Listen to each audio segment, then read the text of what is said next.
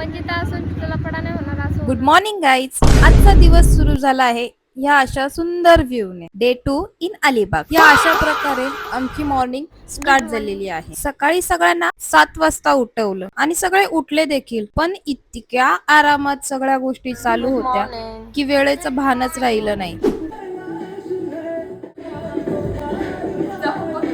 आणि आमच्या घरातलं हे एक कार्टून जे शांत बसायचं नावच घेत नाही. इंस्टाग्रामला हिचे खूप छान छान व्हिडिओ आहेत. खूप छान डान्स करते आणि एक्सप्रेशन पण देते. त्यामुळे तिची आयडी ना चेक करा. श्रेया साबळे या नावाने तिची आयडी आहे. मी खाली डिस्क्रिप्शन मध्ये नक्कीच मेन्शन करते. प्लीज जाऊन विजिट करा. इस सज्जन को क्या तकलीफ है भाई? आणि फायनली आम्ही तयार होऊन निघालो बीचला जाण्यासाठी.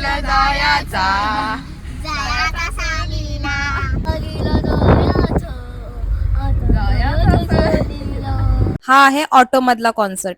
कसा वाटतोय? छान मजा मस्ती करत आम्ही नागाव बीचच्या इथे गेलो होतो. पहिल्यांदा तर नाश्ता केला आणि बीचवर पोहोचलो.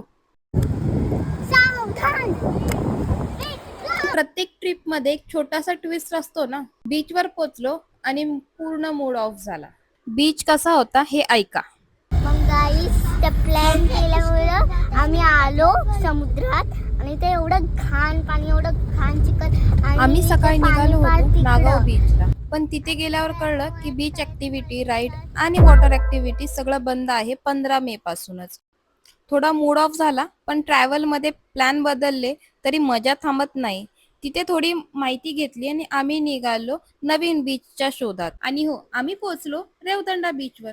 तिकडे पोहोचायलाच आम्हाला 11 वाजले आणि आम्ही ज्या हॉटेलमध्ये राहत होतो तिथे चेकआउट करायचं होतं 11 वाजता. पण तरी सुद्धा खूप छान छान सुंदर सुंदर मुवमेंट कॅप्चर केले आहेत, रील्स शूट केले आहेत, फोटो काढले आहेत. आणि मग काय, फक्त 20 मिनिटात आवरून आम्ही दुसऱ्या रिसॉर्टवर पोहोचलो.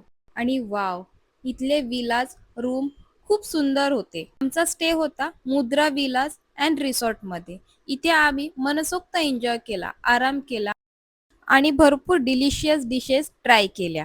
या विलाबद्दल अजून काही माहिती हवी असेल तर कमेंट करा. डे 2 असा थोडा अनएक्सपेक्टेड होता, पण खूप छान गेला.